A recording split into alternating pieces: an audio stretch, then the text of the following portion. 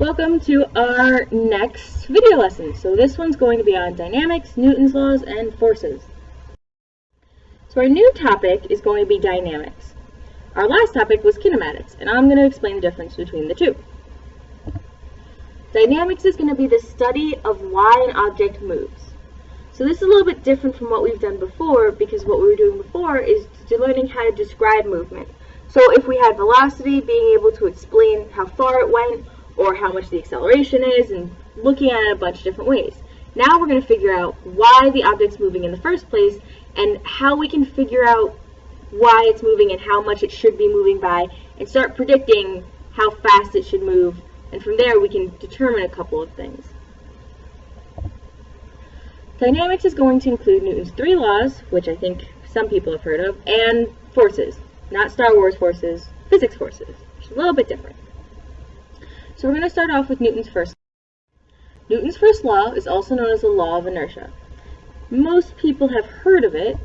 This is when an object in motion stays in motion unless acted on by a force. What this means is when an object is moving, it will continue moving unless there's some sort of net force on it causing it to slow down, so something must be touching it, or there's a gravitational force there. Or an object will stay still unless something touches it. So if you're just standing and nothing's touching you, you're probably going to stay there unless you create a force. The big example here is an object moving in space will keep moving in space with that constant velocity because there's nothing slowing it down unless it gets touched by something, whether it's another asteroid or by some air molecules. But if nothing's touching it, it will just keep moving on forever. Newton's first law is also known as the law of inertia, so with that we have to know what inertia is.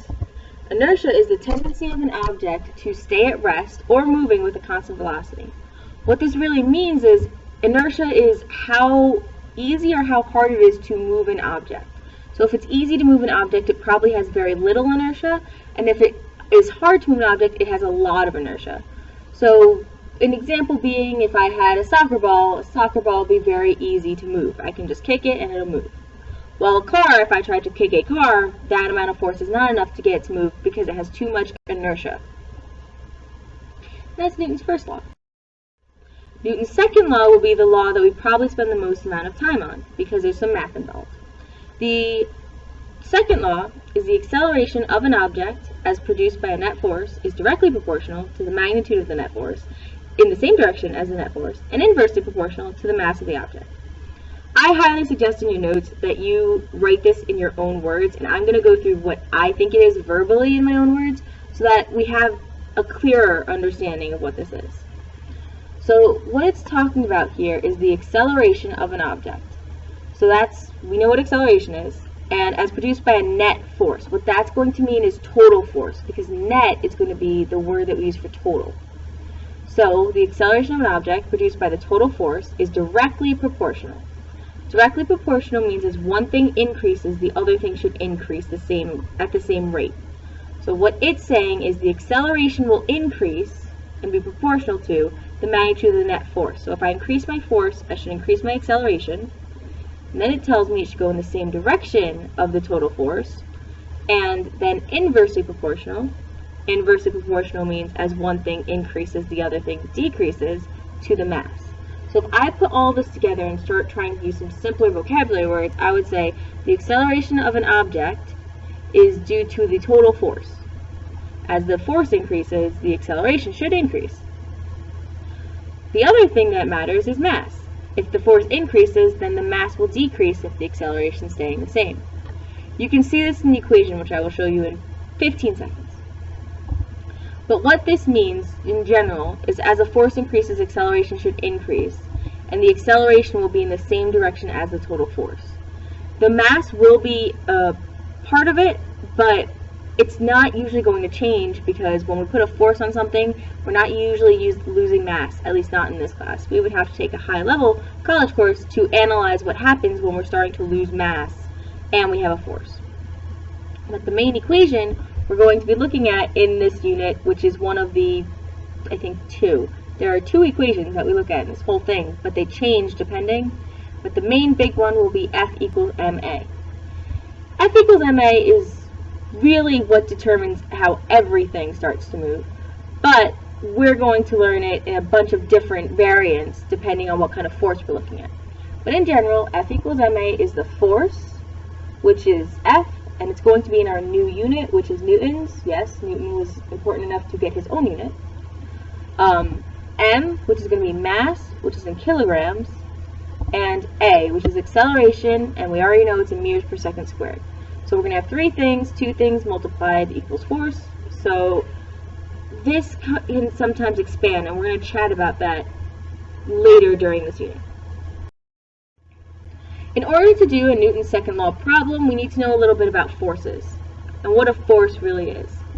So force is going to be a push or pull from an object or from the atmosphere or from gravity, and it's going to be measured in newtons. A newton can also be known as a kilogram meters per second squared, but since most of the time I don't, and most people don't want to say kilogram meters per second squared, it's much easier just to say newtons. And newtons is represented with just an uppercase N. There are a lot of types of forces, but I'm going to put up the main ones we're going to be analyzing in class. This is going to be all of them. The type of force, the symbol we're going to use, and the explanation to see if we have this force in a problem. So most of these are contact forces, touching. So we need something to touch for them to happen. Like an applied force, something needs to touch. A normal force, something needs to touch. A tension force, something needs to touch. And for friction, something needs to touch. But for drag, that's air. So as long as we have a parachute, there could be drag force, or something with a large surface area, which we've talked about in class before. And gravity, which gravity, as long as we have the Earth or a huge planet near us, we're going to have some sort of force due to gravity that we're going to have to analyze. Throughout the next couple days, we're going to look at it.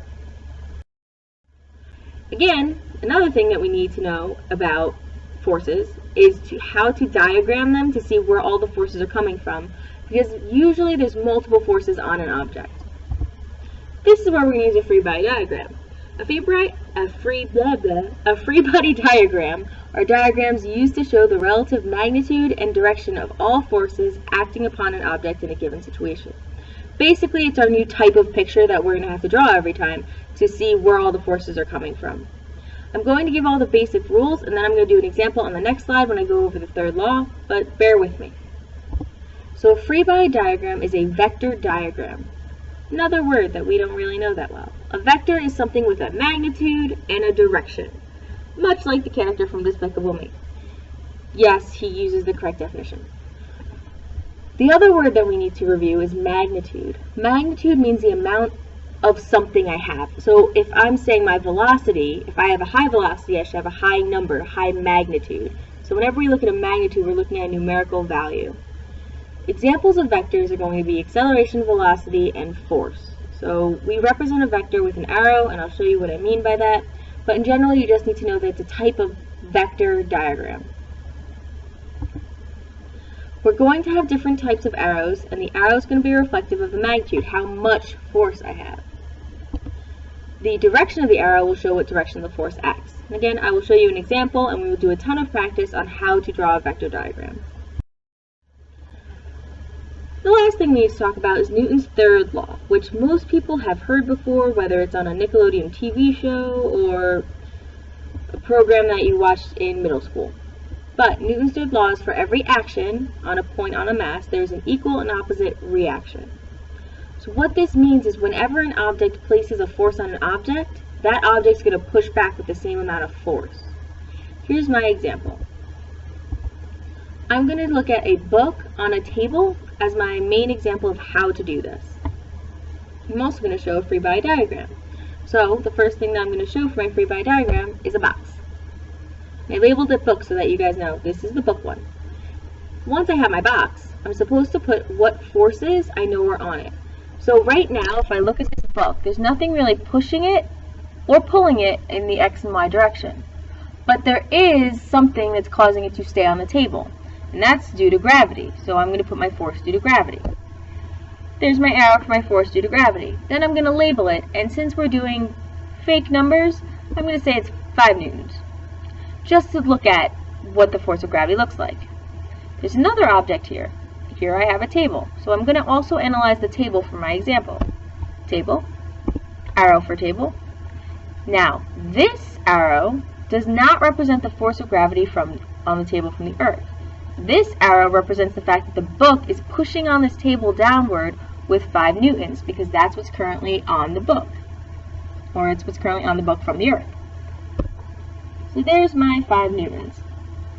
So since the table is being pushed down on with 5 newtons, and the book is not currently being able to go straight down, there's got to be something keeping this book in place. And that's where Newton's third law comes in. Since the book is pushing on the table with 5 newtons, there must be a force from the table that's pushing on the book, and that's what's causing the book to stay still. So that's what I'm going to call my normal force. A normal force is a resistive force that goes in the opposite direction of the force due to gravity when something's on a surface. So quick review of normal force. But more importantly, that's what shows Newton's third law is this normal force going up. And since, look, these forces are equal and opposite, they show Newton's third law. They also show Newton's first law, because if we look, I've got 5 newtons going up and 5 newtons going down. So this book has a total of 0 force on it. So it should be staying at rest because there's no net force on it, which it does.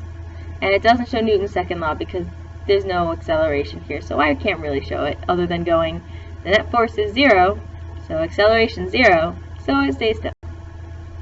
So there's a quick preview of everything we're going to do for, I think, the next 3 to 4 weeks. And we're going to spend more time on it in class, and if you have questions, you can ask me before the entrance ticket. What I would like to remind you is, remember that for Monday, we're going to have this entrance ticket, plus something on projectile motion, and I will be putting those answers up by Sunday, I don't know when Sunday is, I don't know, this Sunday, because you should have watched this weekend. So you can check there and make sure that you know everything that's going on in terms of the projectile problems, and we'll do both entrance tickets on Monday, and I will see you there. Have a good weekend. Enjoy homecoming. I don't remember how to turn this off.